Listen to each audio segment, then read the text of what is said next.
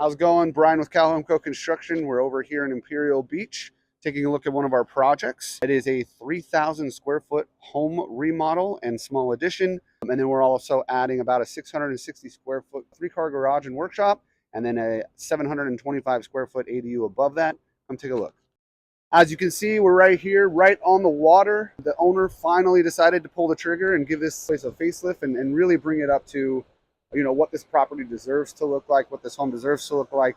Also, at the same time, adding an ADU to bring in some additional revenue and help cover some of the costs of the remodel. If you're a homeowner here in San Diego or an investor with some property that you're looking to revamp or upgrade, and you're looking to either do a remodel or an ADU on the property, please reach out to us. We're here to help from start to finish and make sure that your project ends up the way you want it to.